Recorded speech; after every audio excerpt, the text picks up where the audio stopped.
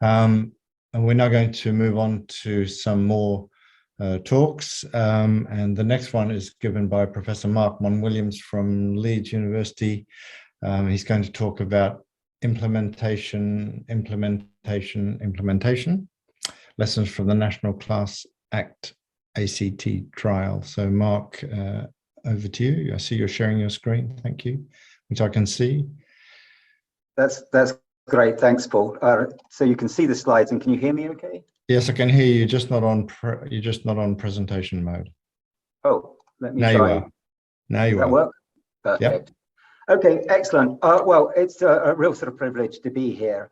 So what I'm doing is presenting on behalf of the Class Act Consortium, which is a group of some outstanding air quality scientists, many of whom are on this sort of a call, particularly my great colleague, Kath Noakes from University of Leeds. And it's just to talk about the trial that we're running here across the Bradford sort of a district. The trial is involving 30 schools, and we're putting air clean technologies in 20 of those schools. So in 10 schools, we're using HEPA filters. In 10 schools, we're using UV syrup systems. And then the other 10 schools are acting as control schools. So we've had a lot of real world experience of putting air cleaning technologies into the schools across the Bradford district. So we really just want to share some of the learning from that process with colleagues today. I think the simple point to make is that it's very easy to say we should put air clean technologies in schools. The reality, when you try and do it in the real world, is that schools come in lots of different shapes and sizes, and that the implementation barriers are often far more complex than one might imagine. What I'd like to do first, though, is just set some general sort of context for sort of our colleagues with regards to what it is that we think is the big sort of a prize on offer. So we are one of the most disparate areas that exist in the UK. So when people think of Bradford, they often think about the large number of very disadvantaged communities that exist within our sort of district. So we have some of the poorest wards outside London, but we also have some of the wealthiest wards outside London as well. So we have an area that's a microcosm of the inequalities that exist across the UK. And I think it's just worth reminding everybody that the pandemic really hit our most disadvantaged communities the hardest. And these are communities which we know have had real struggles with providing good outcomes for their children and young people for many, many sort of decades. So 10 years ago, Marmot first shone a spotlight on the terrible health inequalities that exist across the UK. 10 years later, just before the pandemic hit, he showed us that not only have those inequalities not got better, they've actually got much, much sort of worse. So in a number of our areas, we have children who are really probabilistically looking at shorter lives than their peers growing up in advantaged sort of communities, and they're looking at much shorter lives in terms of healthy sort of years as well. So by example, where I live is 10 miles away from where I work. So I'm talking to you from Bradford Royal Infirmary right now. Bradford Royal Infirmary is in the Manningham district of Bradford, where the children are predicted to live 10 years less than the children where I live. So it's a 10-mile sort of a journey, and that 10 miles equates to 10 years difference in life expectancy. And the children growing up in Wharfdale, where I live, are predicted to have 20 more years of healthy life than the children who are growing up in Manningham. So we really have these terrible inequalities playing out across our district. And it's very easy for us to focus in on the health inequalities, but the point is that inequalities multiply, vulnerabilities multiply. So we can look at the health sort of data for the children in the Manningham district where I work, and they're frightening. But also if we look at the school attendance, if we look at educational attainment, if we look at food sort of security, if we look at any of these measures, we can really start to see the high level of disadvantage that these sort of children are growing up in. And the result of all this is that we have terrible levels of non-communicable disease across our sort of district, but concentrated in these disadvantaged communities. So pre-pandemic, we had diabetes rates of 10.8%. So this slide was produced a year before the pandemic sort of hit, when our diabetes rates were 10.26%. By the time the pandemic was hitting, those rates had already gone up to 10.8%. Now, we don't have the latest sort of data, but there is no doubt from everything that we've seen that our diabetes rates are now going to be even higher across the district. And of course, what this has meant is that this non-communicable disease epidemic made the COVID sort of situation that much worse, because the COVID was hitting the least healthy within our sort of population. So within our district, we have these concentrated areas with very, very poor health and very, very poor educational attainment. So the data on the right hand of this sort of a slide just show that many children, young sort of people across our district are really not performing at a national level. They're performing well below the national sort of level. And I'd argue strongly that these two bits of sort of information are highly connected, because we know that large numbers of our children have health barriers that prevent them reaching their educational potential. And we know that being poorly educated is a major risk factor for long-term poor physical and mental health. So health and education intrinsically relate to one another. But unfortunately, typically, we look through a very siloed prism at education and through a very siloed prism at health. And we have a Department for Education, and we have a Department for Health and Social Care. Locally, we have sort of our schools, we have health sort of our systems. And we're really not taking a whole system approach to trying to think about how we can best support the needs of children and young people.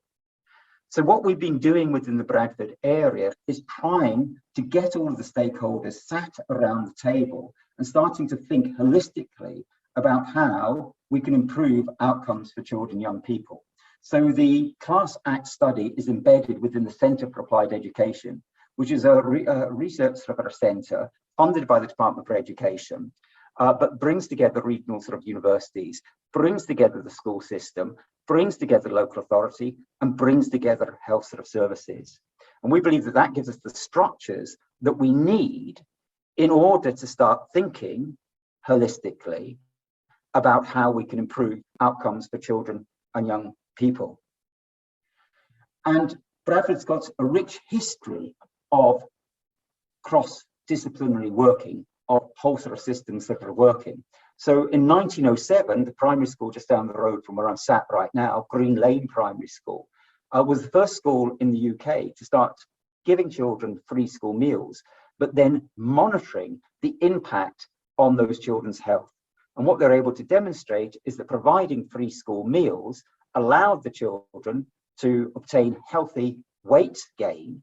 And of course, that then allowed them to be educated more effectively with all of the long-term benefits that accrue from good education. So what we're now trying to do is take that same basic principle, that same basic approach of seeing how we can explore the intersections, the interactions, the overlap between health and education, in order that we can really properly understand how we can intervene effectively to start driving down those horrible inequalities, to start ensuring that our children don't die prematurely. And that takes us back to the Class Act study. So this study is looking at how we can improve air quality within schools in order that we can decrease airborne illness, in order that we can keep children in school. Because the clear evidence is that the more children are absent from school, the worse their attainment. And the worse their attainment, the worse ultimately their physical health, mental health, and social mobility will be. So there's a real priority across the country that we need to address, and that's how do we start making schools the safest possible environments that can really nurture a child, keep them healthy within the school, in order that schools can do what they do most effectively, and that's educate children. So we're running the trial. where we're putting in the air quality cleaning technologies into the classrooms in order to firstly find out what are the issues with putting these technologies into the schools, and then to start getting some preliminary data that allow us to start understanding whether these technologies can decrease airborne illnesses, as reflected in school attendance data, as reflected in the number of COVID infections playing out within the school, and in terms of just general absences for health-related issues from these schools. And because we have the connected data within Bradford, because we managed to layer up the health records with the education records, the social care records, we can take this holistic viewpoint. We can really start understanding what is the impact of these technologies, not just in one bit of the system, but across the whole system. Do these technologies actually allow us to see an improvement in terms of school attendance? And do we see a decrease in the number of children being infected with communicable diseases? So that's the study in a nutshell. And as I say, the first part of the sort of study is just simply seeing how can we put these technologies into schools? And ultimately the question that we're answering here is, how difficult can it be? How difficult can it be to put in some HEPA filters or some UV sort of devices into these schools? And as I alluded to at the beginning of this sort of talk, the answer is that it's actually surprisingly difficult. So to just flag out the sort of type of things that sort of crop up when you start trying to implement a project of this sort of type, I just want to introduce the COMBI sort of model, the capability, opportunity, and motivation model, which helps us understand behavior. Because ultimately what we're trying to do here is change the behaviors, change the culture within the schools.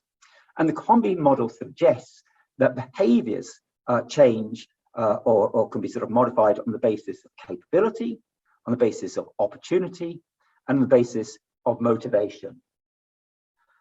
So capability refers to whether we have the knowledge, skills, and abilities that are required to engage in a particular behavior. So the behavior that we're interested in this situation is whether schools and sort of our teachers can adopt and use these air cleaning technologies. Well, one of the issues that we found is that not all teachers are aware of the importance of ventilation.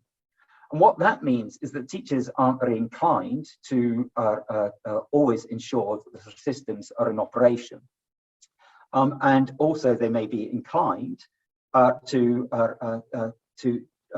be less persuasive of the sort of our children in terms of related sort of our behaviours that ensure these technologies are deployed effectively. Likewise, within sort of schools, we're finding that not all sort of support sort of staff know how to clean this sort of air filters. So that then starts placing additional burden on the school, which can then act as a barrier to the deployment of these sort of systems. And the other thing that we found out is that sort of children are apparently unaware that they shouldn't use the holes in the side of HEPA filters to try and put in sort of sheets of sort of paper or other items that they find around sort of a classroom. So there are some real practical issues that need to be considered when you're starting to deploy these technologies. Opportunity refers to the external factors which make the execution of a particular behaviour possible. So again, it seems pretty straightforward to turn up a school with some sort of HEPA sort of filters. Just 5 minutes, including questions, Mark. Okay, thanks, Paul. I should wrap up fairly sort of simple sort of a point is that you turn up at sort of schools to plug in some HEPA filters, and you find out that those schools don't have plug sockets in sort of classrooms. So then you look at looking at putting in those sort of sockets into the school, but lo and behold, you find that sort of some schools need to be rewired, that they can't just simply have more sort of sockets sort of added. One of the other things that we found is that the UV upper room systems that we wanted to put into the schools fall outside legislative frameworks for work sort of places. Schools don't count as sort of work sort of places. So that then raised the sort of a barrier as to whether schools could accept the burden of risk of putting in a sort of system where there wasn't sort of a legislative sort of a frameworks in existence. And then the final issue relates to sort of motivation. So what are the internal processes which influence our decision making and our behaviours? So one of the things that we found is that the teachers often switch off the ACT sort of systems because they make too much sort of a noise. They're not motivated to have these sort of systems running within this sort of a classroom. We also found more generally across the sort of school system that janitors have multiple demands on their sort of a time. So if the school has asked the janitor to go around and put on sort of systems before the class sort of starts, then they often get distracted with other sort of tasks. So these are some of the real world problems that actually occur when you start putting these systems in schools. And the simple sort of take home sort of message is that it's really, really important to think about all of the implementation sort of barriers before you embark on projects that involve the use of these technologies in schools. So I'll stop there, Paul, and we can take some questions. Yeah, thank you very much, Mark. We have time for a question. If anyone would like to raise their hand or ask a question. I mean, I'd like to. Maybe I just want to underline, Mark.